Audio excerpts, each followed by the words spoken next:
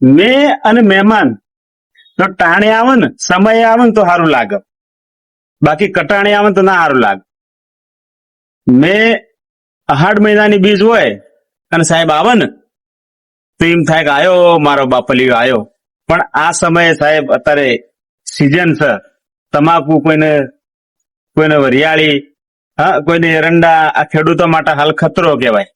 અત્યારે માવઠો થાય ને એટલે ખેડૂતનો જીવ સાહેબ એમ કહેવાય કે હાથમાં આવી જતો હોય. પોતાની આખી સિઝનની મજૂરી હોય ને સાહેબ એને માથા પડે, એનો ખર્ચો માથા પડે, જગતનો તાત ગણાય ખેડૂત, અને ખેડૂત સાહેબ દુઃખી થતો હોય.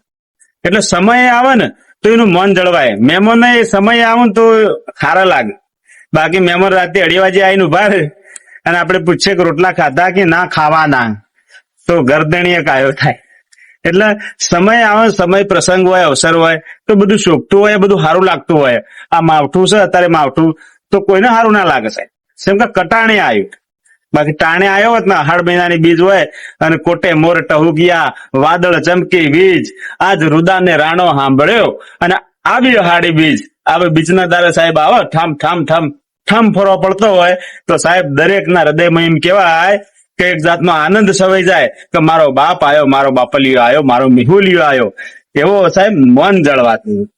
આવું બધી વાતો છે સાહેબ. એટલે મને મહેમાન ઉપરથી એક જોક્સ યાદ આવ્યો. એક મહેમાન આવ્યા એક ભાઈના ઘેર, તે ભાઈને કહાર બનાવ્યો, લાપસી કહીએ ને આપણે, લાપસી બનાવી. તે ગરદણી બધું હાલતા હતા, પેલો મહેમાન ને હારીમ જમાડવા બેહાર્યા. એટલે પેલા પેલો કંસાર આલ્યો એટલે પછી પેલા એવી રીત હતી, પછી ગોળ આપ, પછી જી આપ. એટલે કંસાર નાખી અને પેલો ગરદણી ગોળ લેવા ગયો ને એટલે ગરદણી ગોળ લઈને આવતા આવતા આ કહાર ખાઈ ગયેલો મહેમાન.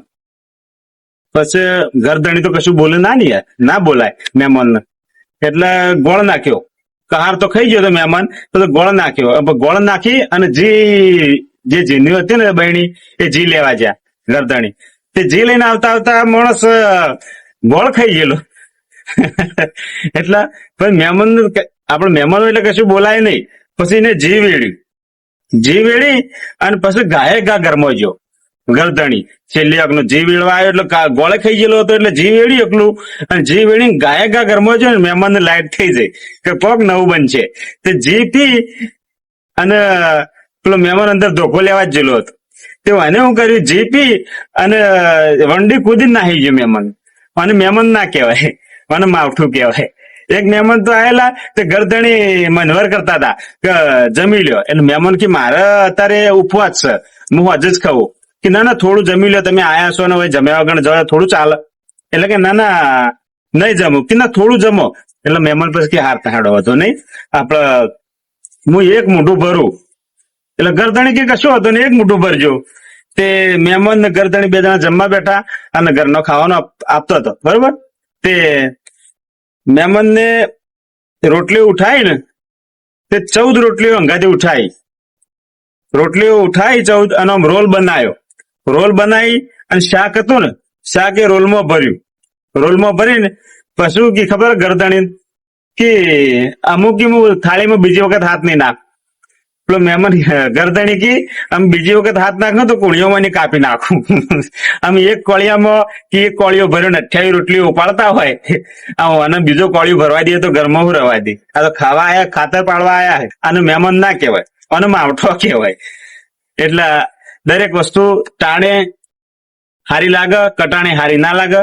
એટલે અત્યારે આ માવઠાનો સમય છે, દરેકના હૃદયમાં એમ કહેવાય કે એક જાતનો ભય છે. તો અને આપણે કહીએ છીએ સાહેબ કે ધાર્યું ધણીનું થાય. આપણે માણસ ગમે એટલું પેલું કરે, પણ જે ધણીને ધાર્યો છે ને એ જ વસ્તુ થવાની છે. એટલે બહુ અફડાતફડી કરીએ તોય આપણાથી કશું વળવાનું નહીં.